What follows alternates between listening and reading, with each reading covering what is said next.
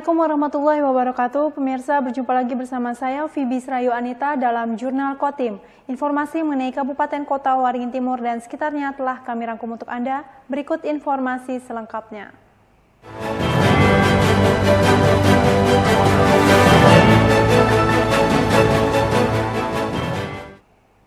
Calon Bupati Kota Waringin Timur nomor urut 1, Halikinor menunjukkan komitmennya untuk mengubah wajah Pasar Keramat Sampit semakin baik.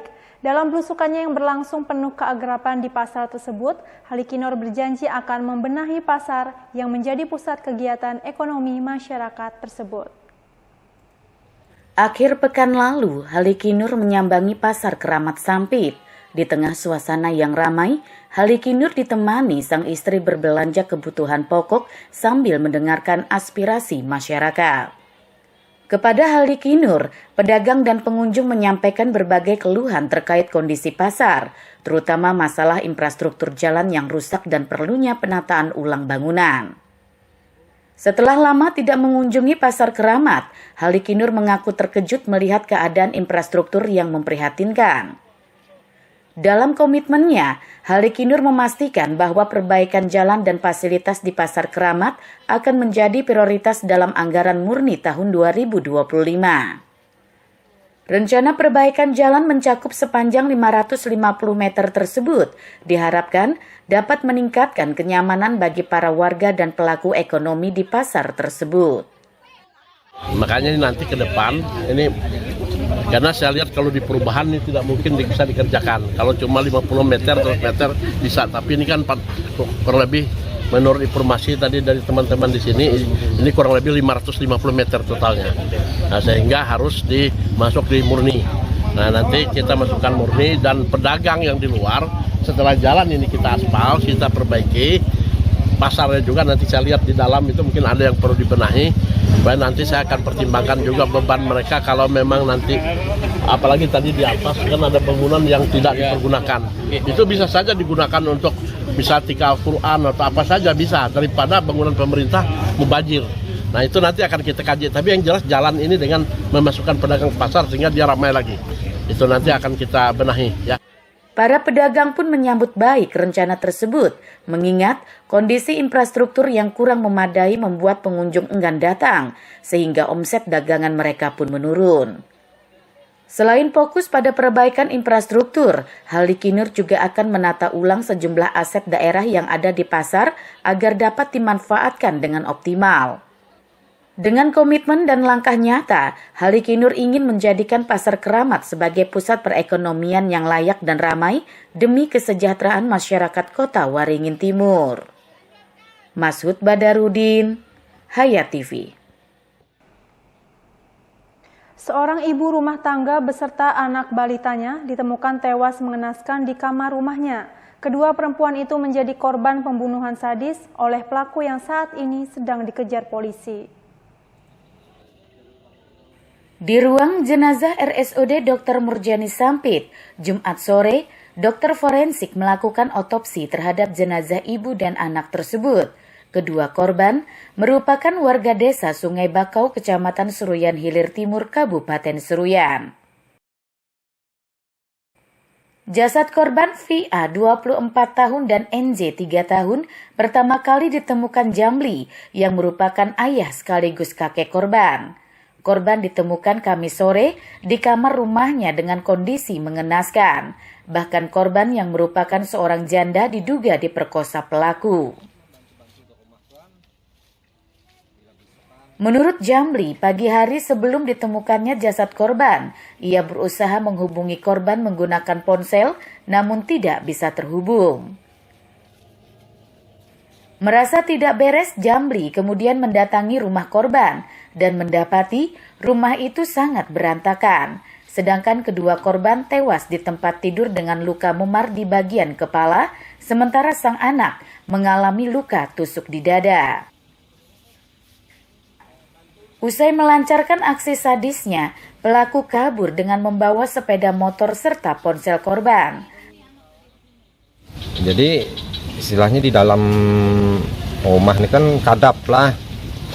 Jadi ulun hidupi senta HP, ulun sentari di dalam rumah nih tadi ulun lihat pokoknya berantakan lah, model ibaratnya model tsunami lah dalam rumah nih. Ulun tadi langsung beluncat masuk dalam rumah, langsung ke kamarnya, menuju ke kamarnya.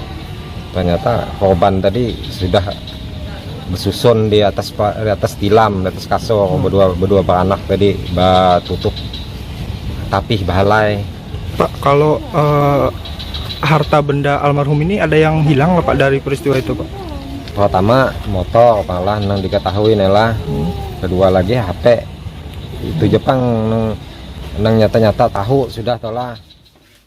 Kasus pembunuhan sadis itu kini telah ditangani Kepolisian Resor Seruyan. Polisi tengah berusaha mengungkap kasus tersebut dan memburu pelaku. Usai diotopsi, jenazah kedua korban kembali dibawa ke kampung halamannya di Kabupaten Seruyan untuk dimakamkan di sana. Masud Badarudin, Hayat TV.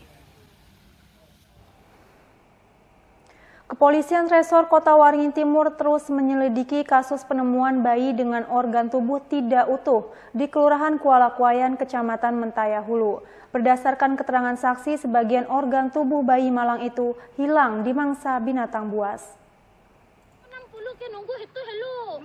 Kasus penemuan bayi yang menggegerkan warga tersebut menjadi atensi serius aparat kepolisian dalam melakukan pengungkapan. Berbagai langkah telah dilakukan, termasuk memeriksa sejumlah saksi. Salah satu saksi yang dilakukan pemeriksaan adalah orang yang pertama kali menemukan bayi dengan kondisi organ tubuh tidak lengkap tersebut. Kasat Reskrim Polres Kota Waringin Timur, AKP Iyudi Hartanto menjelaskan, jika berdasarkan keterangan saksi, bayi malang tersebut diserang oleh seekor binatang buas yaitu anjing. Saksi yang kebetulan tengah melintas melihat anjing tersebut sedang menggigit dan menyeret jasad bayi di tengah jalan. Saksi kemudian menghentikan kendaraannya dan mengusir anjing tersebut. Sesuai dengan keterangan saksi yang sudah kita lakukan pemeriksaan, bahwasanya saksi ini memang melihat saat itu pertama kali melihat itu jasad itu memang sedang dalam anjing tersebut, seekor anjing tersebut. Jadi setelah melihat jasad tersebut di bawah anjing tersebut, saksi turun untuk mengusir anjing tersebut. Setelah diusir, ternyata pas dilihat ternyata benar di situ ditemukan jasad seorang bayi. Untuk saksi ini saksi yang kebetulan melintas kah atau gimana Komandan? Iya betul, kebetulan melintas di jalur tersebut. Dokter forensik belum lama ini telah melakukan otopsi terhadap jasad bayi. Sementara, polisi terus berupaya mengungkap kasus itu dengan mengejar orang yang tidak bertanggung jawab yang diduga telah menelantarkan bayi malang tersebut. Masud Badarudin, Hayat TV.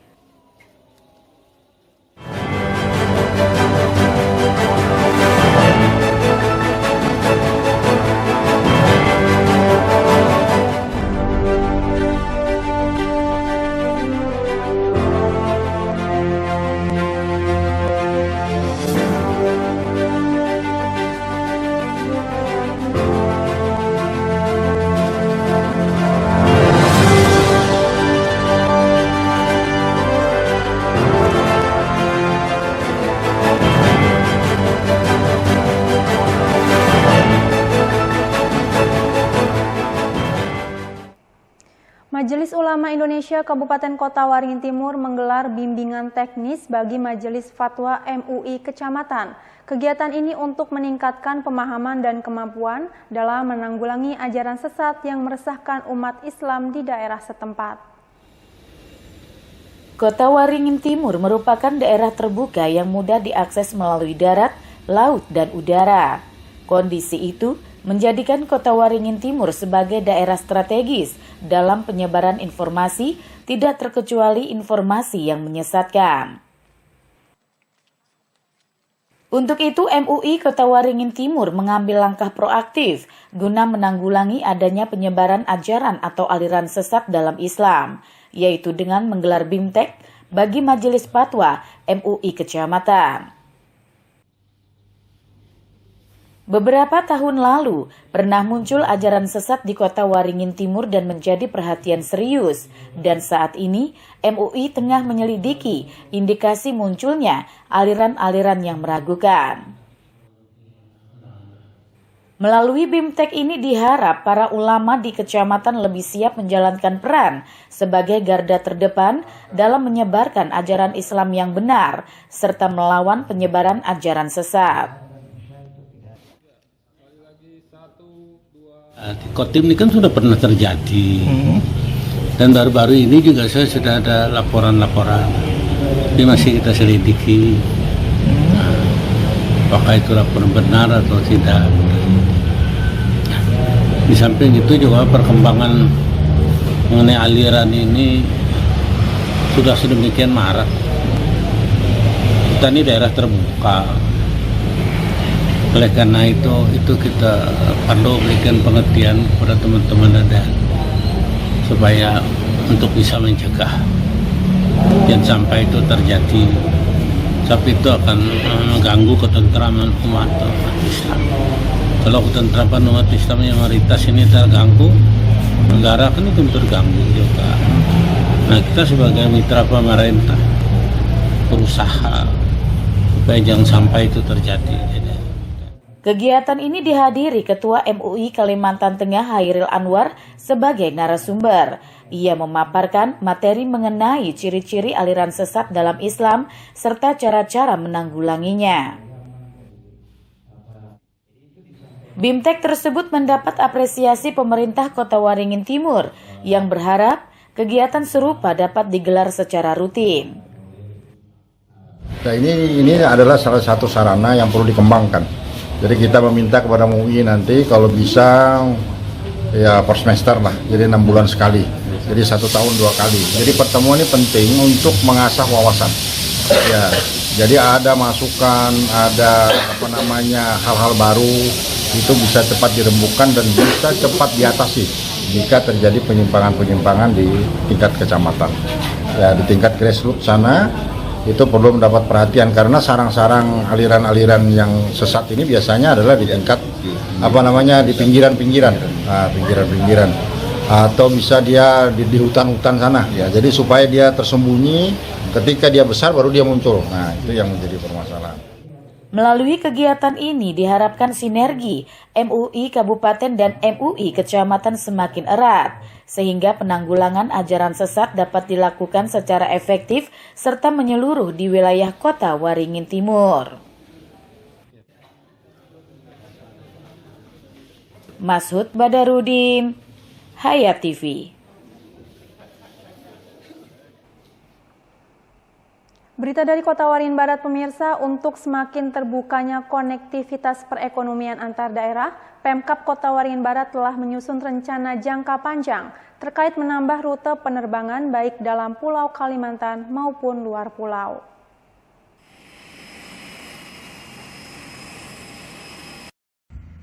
Pemerintah Kabupaten Kota Waringin Barat, Kalimantan Tengah beberapa waktu lalu telah mengupayakan penambahan sejumlah rute penerbangan baru, yakni dari Bandara Iskandar Pangkalan Bun dengan tujuan Banjarmasin, Kalimantan Selatan, Palangkaraya, Kalimantan Tengah, Pontianak dan Ketapang, Kalimantan Barat, serta Balikpapan, Kalimantan Timur. Pengusulan penambahan rute penerbangan tersebut sebagai upaya memenuhi kebutuhan masyarakat yang melakukan perjalanan menggunakan transportasi udara dan juga untuk terbukanya konektivitas perekonomian antar daerah. Kepala Badan Perencanaan Pembangunan Daerah, Penelitian dan Pengembangan Kota Waringin Barat, Jundi Gultom, mengungkapkan bahwa pemerintah daerah telah menyusun rencana jangka panjang yang mencakup konektivitas baik di dalam Pulau Kalimantan maupun keluar pulau. Terkait dengan peningkatan perekonomian di Kabupaten Kota Waringin Barat tentunya harus ditunjang oleh infrastruktur dan konektivitas antar wilayah, baik internal Kabupaten Kota Waringin Barat, baik internal Kalimantan Tengah maupun Pulau Kalimantan serta ke luar Pulau Kalimantan. prospek ke depan bahwa berdasarkan beberapa kajian yang telah kami lakukan, kemungkinan untuk menjadi super hub untuk IKN Kabupaten Kota Waringin Barat sudah mempersiapkan diri dan mempersiapkan beberapa rencana sehingga konektivitas untuk ke luar pulau dan dalam pulau Kalimantan itu bisa terlaksana dengan baik.